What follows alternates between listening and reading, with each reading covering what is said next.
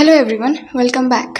आज हम बात करने वाले हैं एक ऐसे स्टेटमेंट के बारे में जो सुनने में सिंपल लगता है, लेकिन जितना सोचोगे उतना प्रॉब्लमैटिक लगने लगता है। हम बात कर रहे हैं श्रीलीला के उस स्टेटमेंट की जहां उन्होंने पीरियड पेन को बेसिकली एक एक्सक्यूज जैसा ट्रीट कर दिया। उनका कहना था कि उन्होंने अपने सॉन्ग शूट किए इवन ड्यूरिंग हर पीरियड, तो फिर बाकी लोग क्यों नहीं कर सकते। और यहीं से प्रॉब्लम स्टार्ट होती है। सरफेस पे ये स्टेटमेंट काफ़ी मोटिवेशनल लगता है। Push beyond your limits, excuses मत दो, इक्वालिटी चाहिए तो इक्वली परफॉर्म करो, सुनने में स्ट्रॉन्ग लगता है। लेकिन रियलिटी इतनी सिंपल नहीं होती, क्योंकि पीरियड एक यूनिफॉर्म एक्सपीरियंस नहीं है। सबका बॉडी अलग होता है, सबका पेन थ्रेशोल्ड अलग होता है, और सबका साइकिल भी सेम नहीं होता। किसी को माइल्ड डिस्कम्फर्ट होता है तो किसी को ऐसा पेन होता है कि वो बेड से उठ भी नहीं पाता। यहाँ पे जो सबसे बेसिक चीज़ मिस हो रही है वो है अंडरस्टैंडिंग। अगर किसी को पीरियड पेन नहीं होता या मैनेजेबल होता है तो दैट्स अ गुड थिंग, लेकिन उस बेसिस पे ये अज्यूम कर लेना अगर मैं कर सकती हूँ तो सब कर सकते हैं, ये फ्लॉड लॉजिक है। और जब ये बात एक पब्लिक फिगर बोलता है तब वो सिर्फ ओपिनियन नहीं होता, इन्फ्लुएंस होता है। अब थोड़ा सा कॉन्टेक्स्ट समझते हैं। आजकल एक डिस्कशन चल रहा है पीरियड लीव्स के बारे में। क्या वर्क प्लेसेस को ये कंसिडर करना चाहिए कि वुमेन को उनके साइकिल के दौरान फ्लेक्सिबिलिटी मिले? क्या 1 या 2 दिन का लीव या रिमोट वर्क ऑप्शन होना चाहिए? क्योंकि रियलिटी क्या है, काफ़ी लोग एक्सट्रीम क्रैम्प्स के साथ भी काम पे जाते हैं, काफ़ी लोग पेन के बावजूद प्रोडक्टिविटी मेंटेन करने की ट्राई करते हैं, और काफ़ी लोग मजबूरी में लीव ले लेते हैं और गिल्ट फील करते हैं। तो ये एक जेन्युइन डिस्कशन है।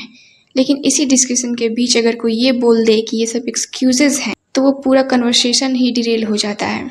और एग्जैक्टली यही इशू है। अब कुछ लोग ये बोलेंगे कि अगर ऐसी पॉलिसीज आई तो डिस्क्रिमिनेशन बढ़ सकता है, एम्प्लॉयर्स फीमेल स्टाफ को हायर करने से अवॉइड करेंगे।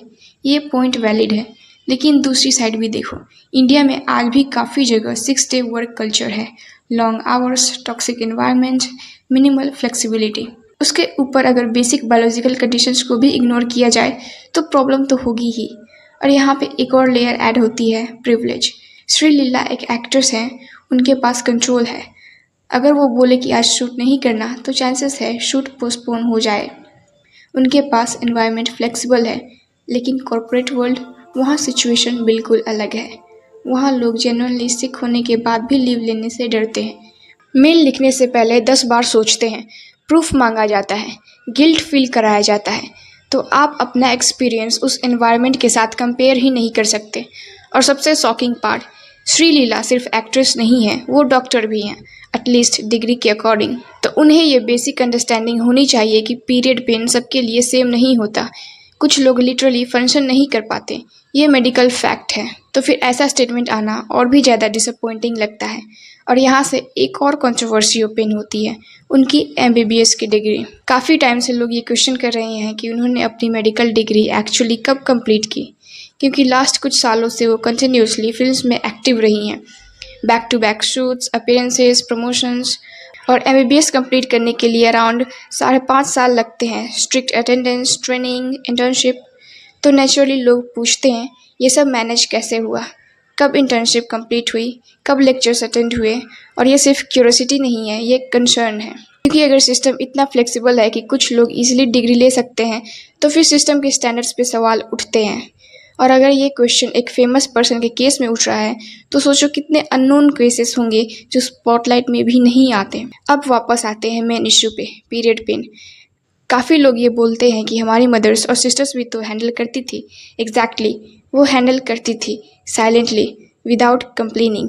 लेकिन क्या इसका मतलब ये है कि वो आइडियल सिचुएशन थी? नहीं, वो मजबूरी थी। और मजबूरी को कल्चर बना देना ये प्रॉब्लम है।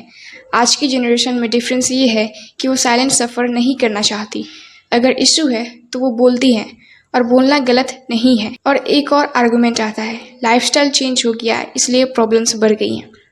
हो सकता है कुछ एक्सटेंट तक सही हो, लेकिन अभी तक कोई स्ट्रॉन्ग साइंटिफिक एविडेंस नहीं है जो ये प्रूव करे कि पहले के लोगों को ये इश्यूज नहीं होते थे।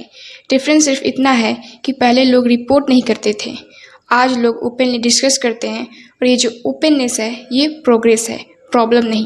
तो जब कोई आके ये बोलता है कि मैंने कर लिया तुम भी कर लो, तो वो सिर्फ अपना एक्सपीरियंस जनरलाइज कर रहा होता है, और ये अनफेयर है। अगर इक्वालिटी की बात करनी है तो ग्राउंड रियलिटी समझनी पड़ेगी। बायोलॉजिकल डिफरेंसेस को इग्नोर करके इक्वालिटी नहीं मिलती, उन्हें एक्नॉलेज करके मिलती है। और एंड में बात सिंपल सी है, अगर किसी को पीरियड पेन नहीं होता, गुड फॉर देम, लेकिन अगर किसी को होता है तो उससे एक्सक्यूज़ बोल देना ये इग्नोरेंस है। तो आपका क्या ओपिनियन है? क्या स्टेटमेंट मोटिवेटिंग है या problematic? Let me know in the comments down below. Thank you.